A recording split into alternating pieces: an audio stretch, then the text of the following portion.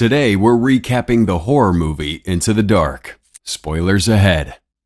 In this picture, Sophia Monet is tending to her devoutly religious father Peter, who is dying. This is how the film opens, with Sophia holding her dad's hand as he's on a life support machine, with his heart rate being monitored. A nurse tells Sophie that her dad will be fine in the afterlife, so she goes to talk to him about it.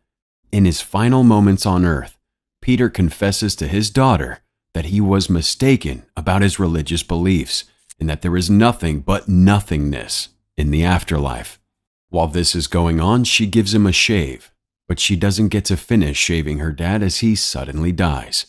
The day following his funeral, Sophia challenges God to refute her newly discovered opinion that there is nothing more to existence beyond death.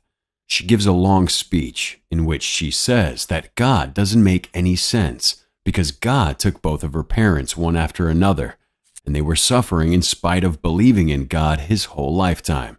As she speaks, we see some family movies of her and her father, and she tells the congregation that the Bible is just children's stories, unless God can prove otherwise to her at some point.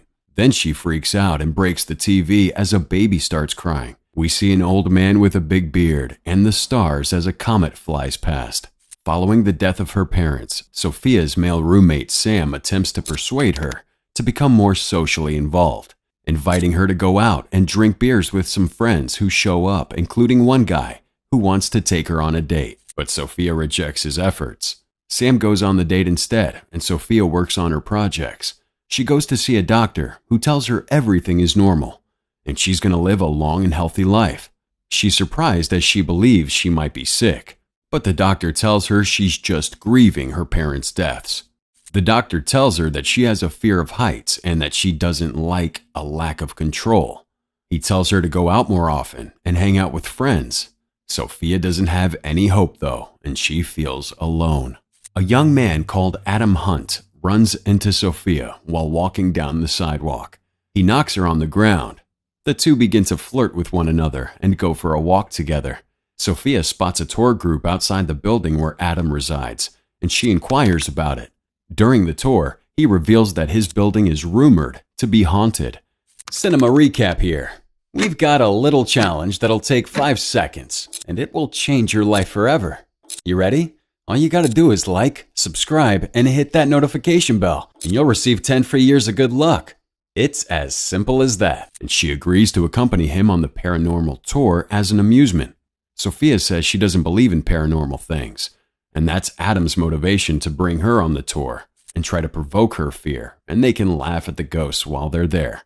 Adam reveals he's afraid of missing the boat, and she says she's afraid of heights. On the tour, the guide says it was a hospital where hundreds of people died and saw many ghosts. The patient's belongings would go missing, and even the patients themselves would go missing also. Then workers would also disappear, and they were never found. They leave the main tour and head into another part of the building to take some photos. A security guard makes them jump. Next, we see she's been doing yoga, and we see a long yoga montage. Adam shows up to meet her after. Then he takes her up to the top of the building, even though she's afraid of heights. But while she's up there with him, it doesn't seem to bother her anymore. Sophia and Adam continue their relationship until she goes 2 weeks without phoning him for no apparent reason other than to mope over her situation. Sam, her roommate, is very impressed by her new boyfriend, but Sophia says she's not going to call Adam back. Adam keeps trying, but she's not bothering to even call him back. Her car radio gets stuck on an old-timey station. Then Adam jumps randomly into the car and asks more about her relationship. She hasn't called back in 2 weeks, and he tells her that's bad. Sophia awakens in the middle of the night with the terrifying sensation that someone is crushing their hands against her chest and choking them. With recent experiences of other unusual happenings in her life, Sophia phones Adam and decides to invite herself over to spend the night at his house for the sake of comfort. But his place is up on the 21st floor, which is not great for her fear of heights. For some reason, the building doesn't have any stairs, only an elevator. So she has to take the elevator all the way up. Sophia tells Adam about both her parents dying, and that's the reason she wasn't calling. She also says she's been noticing weird things after they took that tour. And Adam asks if she's opened herself up to something. Sophia meets Astrid Daniels, Adam's female roommate, when she enters the apartment. Astrid tells Sophia that Adam likes her. Sophia reminisces about the day before her father's burial, when she discovered a note from Peter's nurse in which the woman was implicated in an assisted suicide. She gets angry at the nurse for helping him to die, and it turns out he pretended to have cancer and got the nurse to kill him slowly. The nurse feels bad about it, but she says she wanted to make it easier on Sophia. However, Sophia says that suicide this way would put her father in hell, and she promises to tell everyone that God doesn't exist. Sophia injures herself on the glass of a framed photo of her parents that fractures in an unexplained fashion. She looks around the apartment for an intruder, but there's no one there. She finds a piece of glass stuck in her chest. Adam treats her wound. Her feelings for Adam are growing stronger. But Astrid gives a look that spells trouble. Adam and Sophia go through a montage where they dance, fool around, and have sex. Sophia wakes up in Adam's bed one night to find that he has vanished and that blood has been spilled in his place. She calls out for Adam, but there's no response.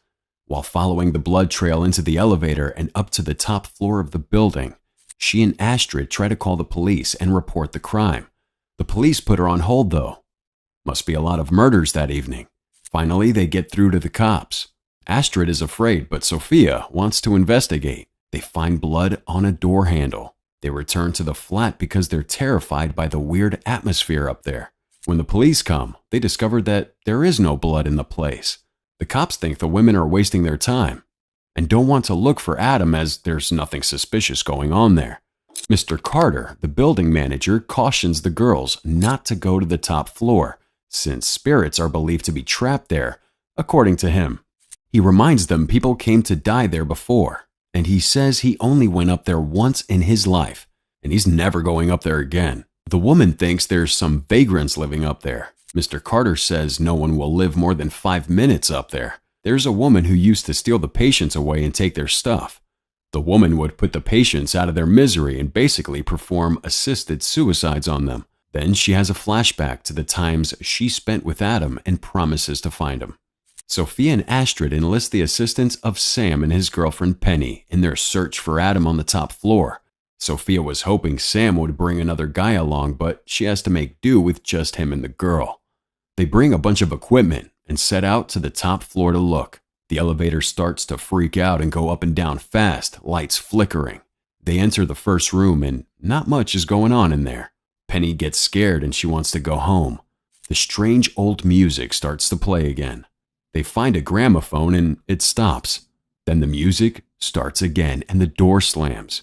Suddenly now Sam is scared too, and he tells them all to go. They hear a scream that sounds just like Adam. Something moves behind an old curtain. Penny gets freaked out and lost in all the curtains which seem to go on forever. Penny's injured when she falls through a floor and is knocked unconscious after all these bizarre happenings. Sam saves Penny by dragging her out of the hole. Then the curtains attack again and Sam leads the others out of the curtain room. Sam decides to look for the stairs and abandons Penny by the elevator while he searches for an alternate means of escape because there are no stairs to take. The group of pals separate. They hear some noises and then Astrid's flashlight fails. As Sophia asks Astrid if she knows where the fire escape is, she turns to point her flashlight at her. Behind Sophia, they see a dead patient zombie creeping up and they freak out. But not for long as something in the dark swoops down and knocks Sam into a hole. Astrid runs into a room, but the door shuts behind her and locks itself. The women struggle against the door, trying to bash it in. Astrid says she'll go look for another door, and now they are all separated. Sophia walks into an old ward, and there's an old person lying in one of the beds. The old man appears to Sophia in a vision, and he reveals to her why the suffering souls are caught between life and death. He says that she might not be able to see all the people who are trapped up there yet, but that she will.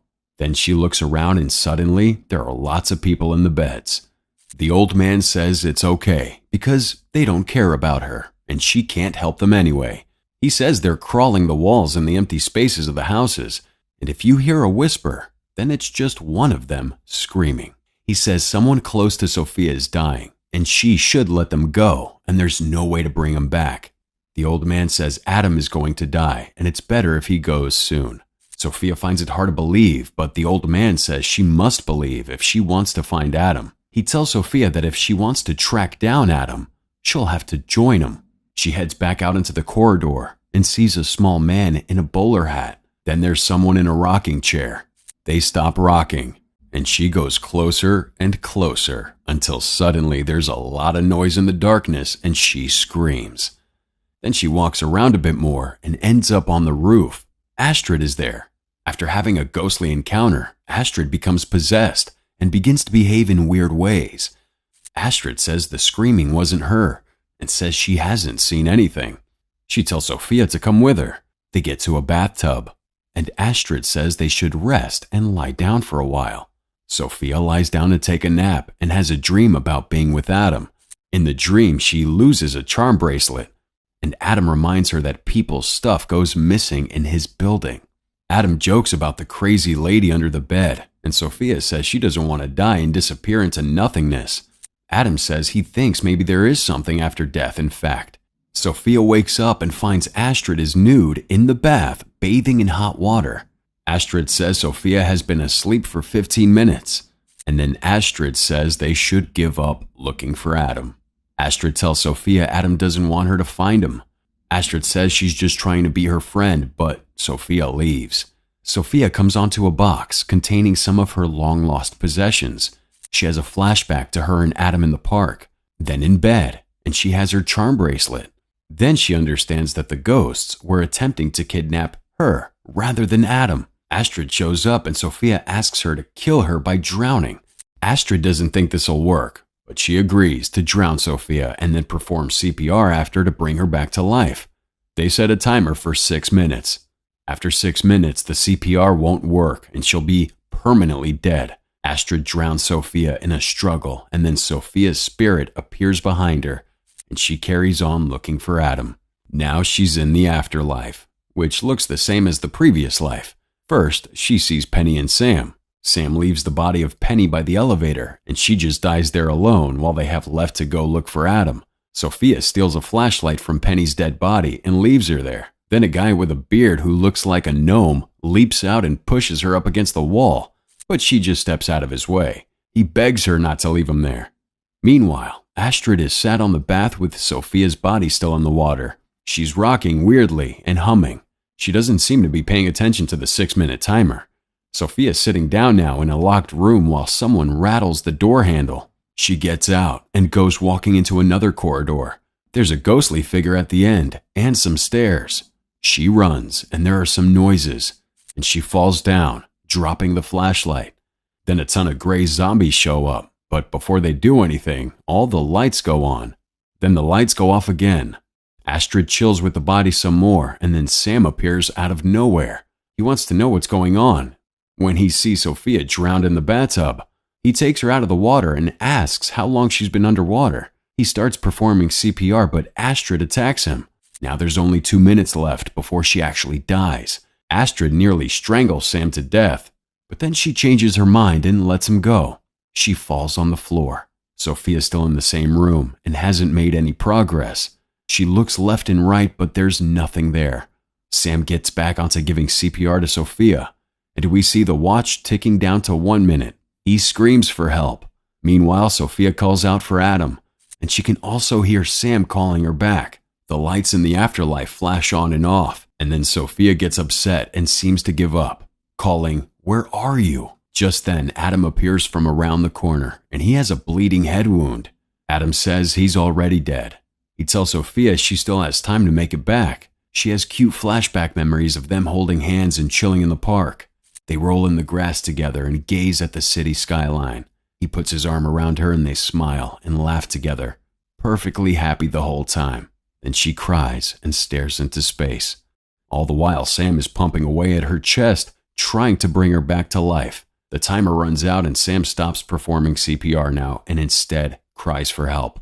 Sophia says no, and it looks like she's going to choose to stay with Adam and live in the terrifying afterlife place with him.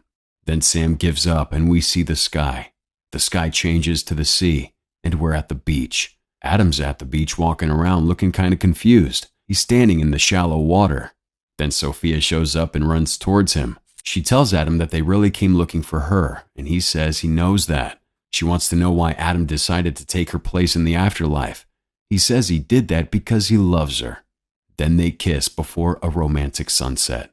She wants to know what happens now in the afterlife, and Adam tells her everything happens in the afterlife. They look out at the sunset, and the film comes to an end.